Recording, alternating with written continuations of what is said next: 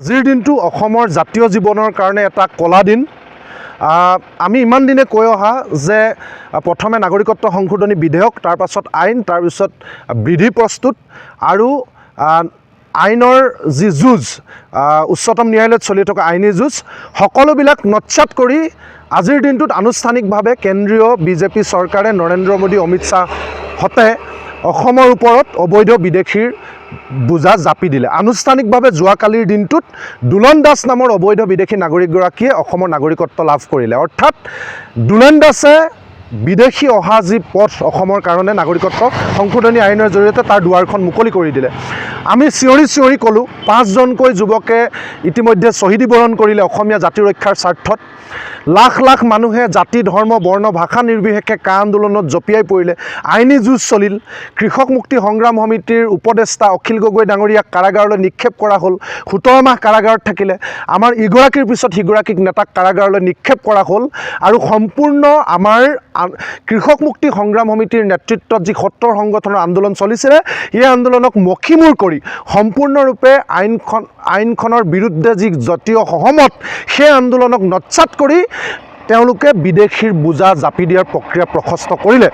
আমি যি জংগী আন্দোলন কৰিছিলোঁ, আজিৰ দিনটোত কৈছোঁ যে আমি কিয় জংগী আন্দোলন কৰিবৰ কাৰণে বাধ্য হৈছিলোঁ, আজিৰ দিনটোত অসমবাসী ৰাইজে উপলব্ধি কৰক।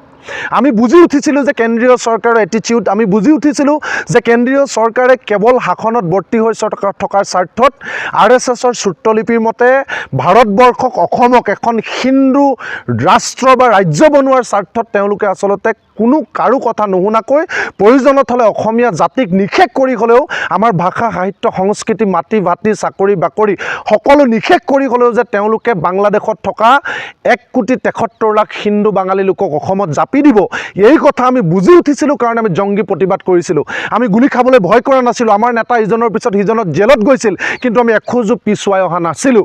তাৰপিছত সমগ্ৰ ৰাইজে জানে কা আন্দোলনক বিপথে লৈ যোৱা হ'ল। আমাৰ নেতাক জেলত দি ক'ভিড আহিল, কৰোণা আহিল, সমগ্ৰ গোটেই আন্দোলনটোক বিপথে পৰিচালিত কৰা হ'ল। কিন্তু আজিৰ দিনটোত আটাইবিলাক কথা সত্য প্ৰমাণিত হ'ল। যিমানেই গণতান্ত্ৰিকতাৰ কথা নকওক বিজেপি চৰকাৰে, আমাৰ অসমৰ একাংশ বুদ্ধিজীৱী, একাংশ সংগঠন, অসমৰ একাংশ স্বয়ম্ভু গণতন্ত্ৰপ্ৰেমী ৰাইজে যিমানে আমাক জংগী বুলি নকওক, যিমানে আমাক নৈৰাজ্যবাদী বুলি নকওক, আচলতে কেন্দ্ৰীয় চৰকাৰক থৰহৰি কম্পমান গতাই ৰাজপথ উত্তাল কৰি সৰ্বাত্মক আন্দোলন গঢ়ি তুলি জংগী প্ৰতিবাদ গঢ়ি কিয় আমি কৃষক মুক্তি সংগ্ৰাম সমিতিয়ে এই কা আন্দোলনটোক বিৰোধিতা কৰিছিলোঁ, কা আন্দোলনখন আমি বাতিল কৰাবৰ আইনখন আমি বাতিল কৰাবৰ কাৰণে বদ্ধপৰিকৰ হৈছিলোঁ। সেই সময়ত আমাক তুচ্ছ তাচ্ছিল্য কৰা অগণতান্ত্ৰিক নৈৰাজ্যবাদী বুলি কোৱা আমি ৰাইজক সেই সময় একাংশ সংবাদ মাধ্যম, একাংশ সংগঠন, একাংশ তথাকথিত গণতন্ত্ৰ প্ৰেমীক আমি প্ৰশ্ন কৰিব বিচাৰিছোঁ, কিয় আমি এই ধৰণে আমাৰ আন্দোলনখনক তুচ্ছ তাচ্ছিল্য কৰা হৈছিলে।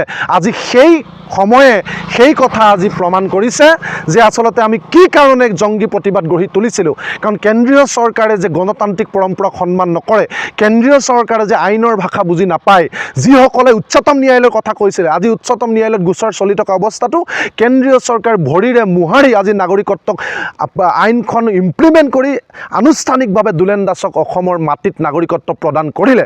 এতিয়া আমি সকলোকে আহ্বান জনাইছোঁ, আমি আৰু গণতান্ত্ৰিক আন্দোলনৰ দোহাই দি আমি যদি জংগী প্ৰতিবাদক নৎসাত কৰোঁ, আমি যদি ঐক্যবদ্ধভাৱে ৰাজপথ কপাই যোৱা আন্দোলনক আমি নৎসাত কৰোঁ, আমাক যিমানেই ৰাষ্ট্ৰই গণতন্ত্ৰৰ পাঠ শিকোৱা ৰাজ্য চৰকাৰ, হিমন্ত বিশ্ব শৰ্মা, নৰেন্দ্ৰ মোদী, অমিত শ্বাহ, বিজেপি, RSSে যিমানেই আমাক নৈৰাজ্যবাদী বুলি নকওক, যি ভাষাৰে আচলতে কেন্দ্ৰীয় চৰকাৰে আন্দোলনৰ ভাষা বুজি পায়, সেই ভাষাৰে আমি তেওঁলোকক শিক্ষা দিব লাগিব।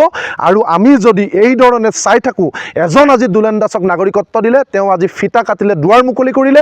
ইতিমধ্যে বাংলাদেশৰ পৰিস্থিতি সকলোৱে জানে। আমি বাৰম্বাৰ কৈ আহিছিলোঁ, সেই সময়ত আমাক পৰিসংখ্যা শিকোৱা হৈছিলে যে 1,73,00,000 বুলি মানুহক কৃষক মুক্তিয়ে ভয় খুৱাইছে। 1,73,00,000 বুলি কোনে ক'লে, কিয় 1,73,00,000 কথা ভয় খোৱা হৈছে, আজিৰ দিনটোত অসমৰ ৰাইজে বুজি উঠিছে। বাংলাদেশৰ যি অস্থিৰ পৰিস্থিতি আৰু বাংলাদেশৰ মানুহে যি ধৰণে, হিন্দু নাগৰিকে, বাংলাদেশৰ সংখ্যালঘুৱে যি ধৰণে অসমলৈ আহিবৰ কাৰণে তেওঁলোকে বাট চাইছে, অসমলৈ আহিবৰ কাৰণে তেওঁলোকে সীমান্তত তালফাল লগাইছে, উদুলি মুদুলি পৰিৱেশ সৃষ্টি কৰিছে, সেই কথাই প্ৰমাণ কৰিলে যে আমি কৈ 1,73,00,000 মানুহ এতিয়া দুলেন দাসৰ দৰে পৰ্যায়ক্ৰমে ইয়ালৈ আহিব। গতিকে আমি অসমবাসী ৰাইজক অনুৰোধ জনাইছোঁ, এয়া ভাগ হৈ থকাৰ সময় নহয়। এয়া গণতন্ত্ৰৰ পাঠ লৈ আমি আনক নৈৰাজ্যবাদী বুলি জংগী আন্দোলন কৰিলে আমাক গণতান্ত্ৰিক বুলি ক'ব এনেকুৱা ধৰণৰ নীতি শিক্ষালৈ আমি বাট নাচাই যি ভাষাৰে কেন্দ্ৰীয় চৰকাৰে বুজি পায় যি ভাষাৰে আমি পুনৰ নাগৰিকত্ব আইনখন আমি বাতিল কৰাবৰ কাৰণে চৰকাৰক বাধ্য কৰাব পাৰিম এজনো বিদেশীৰ বুজা যাতে আমি নলওঁ বুলি কেন্দ্ৰীয় চৰকাৰক শিক্ষা দিব পাৰিম সেই ভাষাৰে আগবাঢ়িবৰ কাৰণে আমি অসমবাসী ৰাইজক অনুৰোধ জনাইছোঁ আহক সকলো জাতীয় জনগোষ্ঠীয় অন্যান্য দল সংগঠন সকলোৱে লগ হৈ আমি আমাৰ জাতি ৰক্ষাৰ স্বাৰ্থত অস্তিত্ব ৰক্ষাৰ স্বাৰ্থত নাগৰিকত্ব সংশোধনী আইনখন সম্পূৰ্ণৰূপে বাতিল কৰাবৰ কাৰণে পুনৰ আমি এক আন্দোলন গঢ়ি তোলোঁ